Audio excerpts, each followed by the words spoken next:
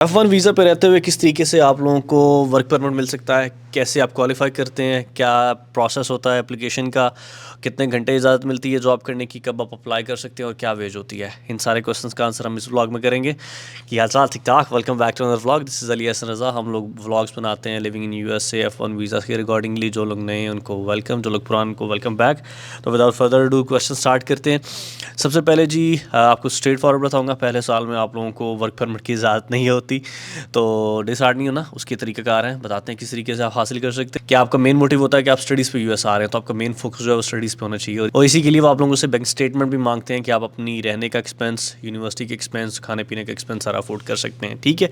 उसके बाद I know बहुत से गर्ल्स एंड बॉयज़ मेरी तरह भी जो आते हैं कि यार हमने पहली फ़ीस घर से लेनी है, लेकिन बाकी जो है वो जाके खुद ही सर्वाइवल करना है, अपने रहने का खर्चा भी निकालना है, यूनिवर्सिटी की फ़ीस भी देनी है।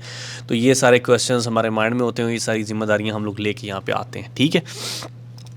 पहली चीज़ ऑफ रिकॉर्ड के लोग आके काम करते हैं, कैश पे काम करते हैं, उसके नुकसान भी हैं, फ़ायदे भी हैं। नुकसान ये होता है कि अगर आप पकड़े जाते हैं, कोई आपकी कंप्लेन करता है जो कि यूजुअली नहीं होती, लेकिन अगर कोई कर देते तो आप अपना जो है स्टेटस वह लूज़ कर सकते हैं और आपको वो वापस भेज सकते हैं, ठीक है। फ़ायदा ये होता है कि आप अपनी फ़ीस निकालना शुरू कर देते हो, लेकिन आप लोग माइंड में रखो कि जब भी आओ 2 से 3 महीने का खर्चा जो है वो लेके आओ। इतना टाइम लग जाता है कि आपको जॉब वगैरह ढूंढने में कैश पे। मोस्टली जॉब्स किस पे मिलती हैं? कैश पे जो मिलती हैं, रेस्टोरेंट्स में मिल जाती हैं, गैस स्टेशंस वगैरह पे और वर्कशॉप्स वगैरह, इस तरह की जगहों पे जॉब मिल जाती है, ठीक है। मोस्टली रेफरेंस ही मिलती है। अच्छा जी, पहले तरीका किस तरीके से आप क्वालिफाई करते हैं F1 वीज़ा पे रहते हुए वर्क परमिट के लिए। आफ्टर फर्स्ट और सेकंड सेमेस्टर यूनिवर्सिटी के रूल्स एंड रेगुलेशंस पर डिपेंड करता है और F1 वीज़ा पे डिपेंड करता है कि अगर आप OPT लेते हैं। OPT क्या होती है? इंटर्नशिप होती है। उसके लिए आप अप्लाई कर सकते हो। उसका तरीकाकार ये होता है, जो आपका DS होता है, डेजिग्नेटेड स्कूल ऑफिसर, आप उनको एप्लीकेशन देते हो कि I want to join this OPT, मुझे इंटर्नशिप करनी है, तो उसकी बेस पे आपको वर्क परमिट अलाउ होता है।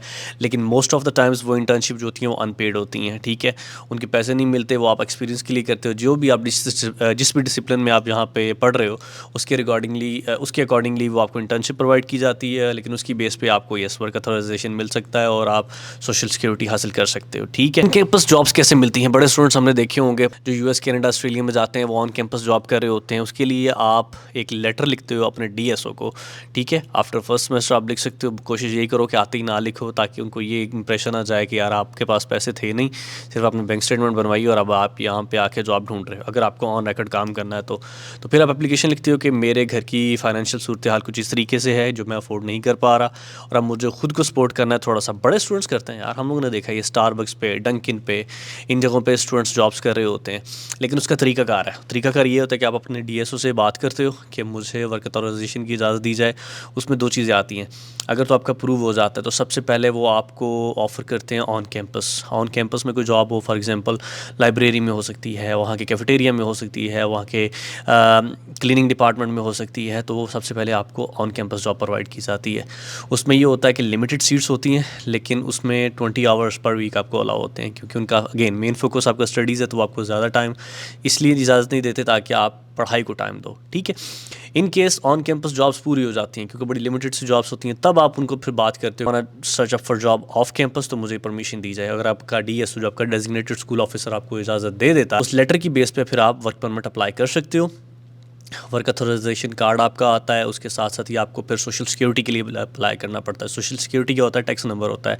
समझ लें कि जैसे पाकिस्तान में हमारा शनाख्ती कार्ड नंबर होता है और इंडिया में मेरे हाथ से राशन कार्ड होता है, उसी तरीके से सोशल सिक्योरिटी नंबर मिलता है, जो कि फॉर लाइफ फिर आपके साथ रहता है। आपके टैक्सेस उसी बेस पे होते हैं, आपको जो पे मिलती है उसी की बेस पे मिलती है। आपके जो टैक्स डिडक्शन होती है, ईयरली जो आपके टैक्स फाइल होते हैं, डिडक्शन होती है, वो एक मेन नंबर जो है फॉर लाइफ आपके साथ फिर रहता है, ठीक है। जब आपको वो मिल जाता है तब फिर आप ऑन कैंपस या off campus job hunting start कर सकते हो, लेकिन उसकी लिमिटेशंस हैं कि 20 आवर्स आपको मिलेंगे वीकली। थोड़ी मुझे इधर भाई की कॉल आ गई थी, उनकी सुबह फ्लाइट है, उनको एयरपोर्ट छोड़ने जाना है। चलें, वो इससे रिलेटेड नहीं है। अच्छा जी, फिर आपको जब ऑफ कैंपस जॉब मिल जाती है, उनको पता होता है कि आप स्टूडेंट बेस पे हो, क्योंकि आपका वो जो एम्प्लॉयमेंट लेटर होता है वो उसके अकॉर्डिंगली होता है, ठीक है।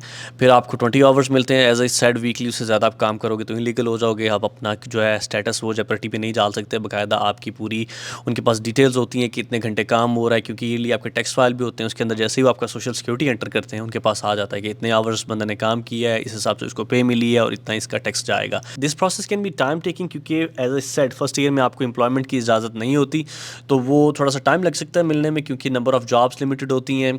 फिर ऑफ कैंपस ऑन कैंपस की पॉलिसीज़ थोड़ी सी डिफरेंट होती हैं, लेकिन आप अप्लाई कर सकते हो, ऑफ कोर्स कर सकते हो, जॉब्स भी ले सकते हो। अब आ जाते हैं वेज क्या मिलती है। जनाब वेज ये मिलती है कि आपको जो स्टैंडर्ड है वर्जीनिया में स्टार्टिंग फ्रॉम लेबर की I guess if I am not wrong $12 to $14 per hour के हिसाब से है। और अगर आप कैश पे करते हो तो वो हर जगह डिफरेंट होता है कि यार किस हिसाब से अब आपको फंदा डाल रहे हैं, क्योंकि देसी भी इस चीज़ का फ़ायदा उठाते हैं।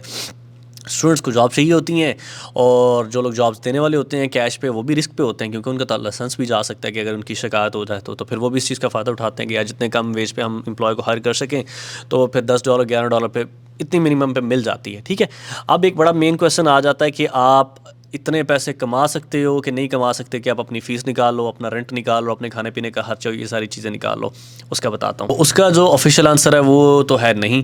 और अगर इसका ऑफ रिकॉर्ड आप आंसर चाहते हैं तो यार स्टूडेंट्स आते हैं, सभी ऐसे ही करते हैं, आते भी अपनी फीसेस भी निकलती हैं, घर के खर्चे भी निकलते हैं। अब मुझे दोबारा से क्यों कॉल आ रही है, स्कैम कॉल। अच्छा, तो आप घर के खर्चे भी निकलते हैं, फीसेस भी निकलती है और गुजारा हो जाता है, उसके लिए आपको ऑफ कोर्स हासिल करना पड़ती है और सब कुछ हो जाता है। यार ये छोटा सा व्लॉग था आप लोगों को वर्क रिलेटेड मैंने बताना था, क्योंकि मुझे क्वेश्चंस आ रहे थे कि क्या प्रोसेस होता है वर्क परमिट का लेने का F1 वीज़ा पे।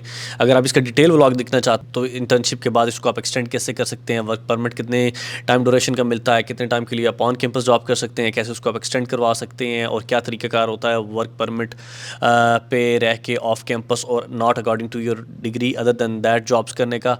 तो जितना भी आप लोगों के क्वेश्चंस है, किसी किसी को क्वेश्चन हुआ माइंड में तो मुझे बताइएगा कमेंट सेक्शन में, I will make a detail vlog regarding that. तो अभी के लिए इतना ही बस, क्योंकि अभी मुझे जाना है, रेस्टोरेंट ओपनिंग करनी है, बच्चे भी आ गए हैं, वो तैयारी कर रहे हैं। तो आप लोगों से मिलूंगा फिर नेक्स्ट व्लॉग में। अपना ख्याल रखिएगा, दुआ में याद रखिएगा। Take care, God bless you. और एक आपको थैंक यू कहना था कि आपके भाई के 4K सब्सक्राइबर्स पूरे हो गए हैं। मैंने आज तक नहीं कहा कि मुझे सब्सक्राइब करो, लाइक करो, शेयर करो, क्योंकि अगर डिजर्व करते हैं तो आप लोग खुद ही प्यार देते जाते हैं। ठीक है, नेक्स्ट व्लॉग में मिलते हैं फिर, ख्याल रखिएगा। Take care, God bless you, Allah हाफिज़।